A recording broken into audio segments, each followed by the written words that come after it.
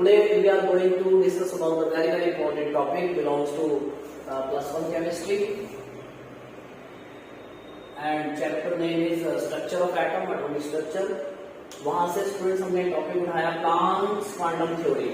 Then what is Planck's quantum theory? अब Planck's ने क्या कहा था? प्लांक्स ने जो एक्सप्लेन किया था फिनोमिनन वो सनलाइट के लिए एक्सप्लेन किया था. और किसी भी सोर्स से जो लाइट एमिट होती है, आपने देखा होगा घर में एक इलेक्ट्रिक बल्ब है, वहां से भी लाइट एमिट हो रही है. Sun is the main source of energy, वहां से भी लाइट एमिट हो रही है. तो आपका कोई भी सोर्स है, वहां से जो लाइट एमिट होती है, हम लोगों को ऐसा लगता है कि वो लाइट क्या है कि डायरेक्टली आ रही है, ऐसे हम पर सीधी आ रही है, हमें ऐसा लगता है सीधी वो लाइट आ रही है अर्थ के सरफेस के ऊपर, बट ऐसा नहीं है. ये थ्योरी कहती है, according to this theory the radiant energy from any source. अब वो जो सोर्स है आपका, वो सोर्स क्या क्या हो सकता है? वो सोर्स आपका सन भी हो सकता है, कोई इलेक्ट्रिक बल्ब भी हो सकता है, कोई hot glowing body. Hot glowing body से मतलब है यहाँ पर कि आपने सपोज किसी भी रॉड को इतना गर्म कर लिया है कि उसके अंदर से जो है रेडिएशन एमिट हो रही है. तो सन से भी रेडिएशन एमिट होती है, बल्ब से भी रेडिएशन एमिट होती है, और कोई भी हॉट ग्लोइंग बॉडी है उससे भी रेडिएशन क्या हो रही है? एमिटेड आउट हो रही है. तो लॉ क्या कहता है? According to this theory the radiant energy from any source, may be sun, may be bulb और may be any hot glowing body. हमें क्या लगता है कि वो ऐसे कंटिन्यूअसली आ रही है, बट ये क्या कहता है law? According to this theory the radiant energy from any source not emitted और एब्जॉर्ब कंटिन्यूअसली. ना तो कंटिन्यूअसली एमिट हो रही है, ना ही कंटिन्यूअसली जो है एब्जॉर्ब हो रही है. यहाँ पर अर्थ के ऊपर अगर आप हैं तो आप में क्या होगा? इसका एब्जॉर्प्शन होगा यहाँ पर, ठीक है नहीं. और यहाँ से क्या होगा? एमिशन होगा, यहाँ से एमिटेड आउट होगी लाइट. तो हमें लगता है कि वो डायरेक्टली हो रही है, बट डायरेक्टली ना होकर के वो किस फॉर्म में होती है? पैकेट्स की फॉर्म में. And these packets of energy is called as quantum. क्या कहेंगे इसको हम? क्वांटम. और स्पेशली अगर सनलाइट की बात है, सनलाइट से आ रही है ये एनर्जी, रेडिएंट एनर्जी, तो हम इसको फोटोन कहेंगे. According to this theory the radiant energy from any source not emitted और एब्जॉर्ब, ना तो एब्जॉर्ब हो रही है ना एमिट हो रही है. कहां से? कंटिन्यूअसली नहीं होता है कभी भी. ना तो लाइट कंटिन्यूअसली एमिट होती है, ना कंटिन्यूअसली एब्जॉर्ब होती है. फिर कैसा होता है? बट डिसकंटिन्यूअसली. परंतु कैसे होती है? डिसकंटिन्यूअसली. ये सेम लैंग्वेज आपको जो है प्रतीक की बुक में सेम लैंग्वेज मिलेगी, उसमें भी ऐसे लिखा नॉट एमिटेड और एब्जॉर्ब कंटिन्यूअसली बट डिसकंटिन्यूअसली. मीन्स कि कंटिन्यूअसली नहीं हो रहा है. कैसे हो रहा है? डिसकंटिन्यूअसली हो रहा है. किस फॉर्म में आ रही है लाइट एनर्जी हमारे पास? In the form of packet of energy, packets की फॉर्म में आ रही है, which is known as quantum. उस पैकेट को हमें क्या कहते हैं? क्वांटम. ये चीज शायद आपको पहली बार सुनने में आ रही है, बट हमें मान लेना है, हमें अच्छे से समझना है इस चीज को. हमें लगता है कि लाइट कंटिन्यूअसली आ रही है, बट कंटिन्यूअसली नहीं आ रही है. कैसे आ रही है? इन द फॉर्म ऑफ पैकेट्स में, यानी कि बीच में ब्रेकेज है, बीच में डिसकंटिन्यूटी है, विच इज उस पैकेट ऑफ एनर्जी को हम क्या कहते हैं? क्वांटम. और अगर ये स्पेसिफिक पैकेट आपका सनलाइट का है तो उस केस में इसको फोटोन कहेंगे. तो सिंपल वे में आप इसे याद कर सकते हैं कि according to this theory the radiant energy from any source, may be sun, bulb और any hot glowing body, not emitted और एब्जॉर्ब कंटिन्यूअसली. ना तो कंटिन्यूअसली एमिट हो रही है, ना कंटिन्यूअसली एब्जॉर्ब हो रही है, परंतु कैसे हो रही है? But discontinuously in the form of packet of energy, packets की फॉर्म में आ रही है, which is known as quantum. और अगर ये सोर्स सन है आपका तो उस केस में हम इसको क्या बोलेंगे? फोटोन बोलेंगे. क्लियर है स्टूडेंट्स? फर्स्ट पॉइंट इसका. And next point is the energy of each packet is directly proportional to the frequency of light. अब स्टूडेंट्स हमने ये तो पढ़ लिया कि जो हमारे पास सनलाइट आ रही है किस फॉर्म में आ रही है? सन से लाइट हमारे पास किस फॉर्म में आ रही है? पैकेट्स की फॉर्म में. किस फॉर्म में आ रही है? पैकेट्स की फॉर्म में. ठीक है, अर्थ के सरफेस में पैकेट्स की फॉर्म में आ रही है, कंटिन्यूअसली नहीं आ रही है. किस फॉर्म में आ रही है? इन द फॉर्म ऑफ पैकेट.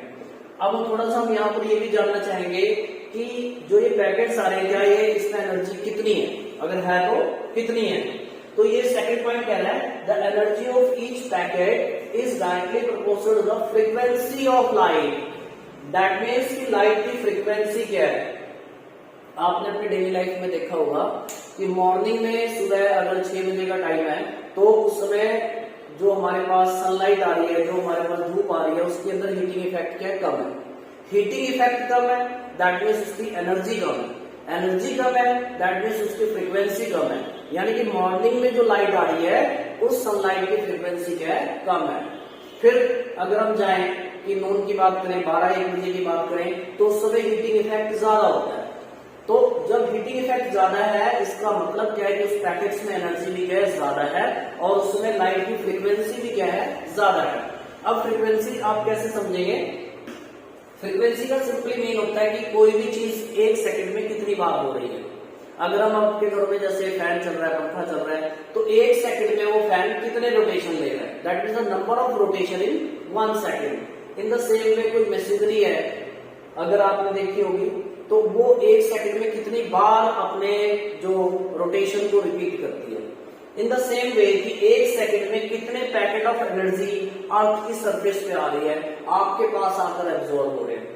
तो मॉर्निंग में क्या है कि मॉर्निंग में सनलाइट की जो फ्रीक्वेंसी है वो कम है, इसलिए उसके अंदर एनर्जी भी कम है, इसलिए हीटिंग इफेक्ट भी कम है। सिंपली आप इसको ऐसे समझे। और नून में क्या है, नून में दोपहर के टाइम पे सनलाइट में जो पैकेट्स आ रहे हैं इसमें एनर्जी ज्यादा है, हीट ज्यादा है, इसलिए आपको ज्यादा गर्मी महसूस होती है। और उस समय जो लाइट के जो पैकेट्स आ रहे हैं उसकी फ्रीक्वेंसी ज्यादा है। सपोज मॉर्निंग में अगर 50 पैकेट पर सेकंड आ रहे हैं, तो 10 बजे 100 पैकेट पर सेकंड आ रहे हैं, तो दोपहर में आपका 1-2 बजे के टाइम पे 200 पैकेट, 300 पैकेट, 500 पैकेट पर सेकंड आएंगे। दैट मीन्स कि जो पर सेकंड नंबर ऑफ पैकेट बढ़ गए तो फ्रीक्वेंसी बढ़ गई, और अगर फ्रीक्वेंसी बढ़ गई तो एनर्जी बढ़ गई। तो पैकेट्स की एनर्जी किस पे डिपेंड करती है, फ्रीक्वेंसी पे। तो energy of each packet is directly proportional to the frequency of light. Clear? अब यहाँ पर जो कांस्टेंट है वो h है, h is known as Planck's constant. h को हम बोलते हैं प्लैंक्स कांस्टेंट, बिकॉज थ्योरी का नाम क्या है, प्लैंक्स क्वांटम थ्योरी। तो प्लैंक्स ने जो कांस्टेंट रखा है अपने नाम पे रखा है प्लैंक्स कांस्टेंट, और इसकी वैल्यू होती है, ये आपको बहुत काम आने वाली है आगे न्यूमेरिकल्स पॉइंट ऑफ व्यू में बहुत काम आएगी, इसलिए आप इसको अभी कर लें। तो h की वैल्यू है 6.6 × 10⁻⁻34 किलोग्राम मीटर स्क्वायर पर सेकेंड, और दूसरी यूनिट है आपकी इसकी जूल पर सेकेंड। तो दोनों इसकी यूनिट्स हैं, दोनों ही आपको याद करनी चाहिए। अब स्टूडेंट्स का थर्ड पॉइंट क्या कहता है, चलो मान लिया हमने एक पैकेट की एनर्जी कैलकुलेट कर ली है, that is proportional to the frequency. अब इसका थर्ड और लास्ट पॉइंट क्या कहता है, the total amount of energy emitted और absorbed is equal to the whole number multiple of quantum. अब इसको समझे आप, ये है क्या चीज, आपको निकालनी है टोटल एनर्जी। तो इसमें ये होल नंबर क्या है, whole number is the number of packets. अब आपके पास 1 पैकेट है, 2 पैकेट है, 10 पैकेट है, 20 पैकेट्स हैं, 500 पैकेट्स हैं, एंड सो ऑन, जितने भी पैकेट्स हैं। तो एक पैकेट की एनर्जी क्या है, अगर मैं आपसे कहूं कि 1 एप्पल की जो कॉस्ट है वो 10 रुपीज है, तो मैं कहूं आपको 10 एप्पल कितने मिलेंगे, आपको वही 10 × 10 = 100। यानी कि आपका सिंपल कैलकुलेशन है, सिंपली मल्टीप्लाई हो गया कि एक 1 एप्पल कितने का, 10 रुपीज का, 10 एप्पल 100 का। इन द सेम वे एक पैकेट की एनर्जी अगर आपको पता है तो आपको क्या निकालने है, टोटल एनर्जी निकालना है, तो n से मल्टीप्लाई कर देंगे, n is the whole number.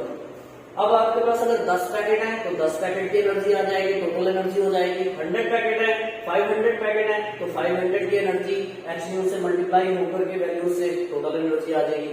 यानी कि the total amount of energy, this is the total amount of energy emitted और एब्सॉर्ब, जो इसमें से एमिट हुई है, एब्सॉर्ब हुई है, that will be equal to the, किसके इक्वल है, that will be equal to the, this is called as whole number, this is called as multiple, and this is called as quantum. तो whole number multiple of quantum. यानी करना कुछ नहीं है आपने, जो आपका एक पैकेट की एनर्जी है, क्वांटम की एनर्जी है एक पैकेट की, उसको आपने मल्टीप्लाई कर देना है होल नंबर से, यानी कि n से।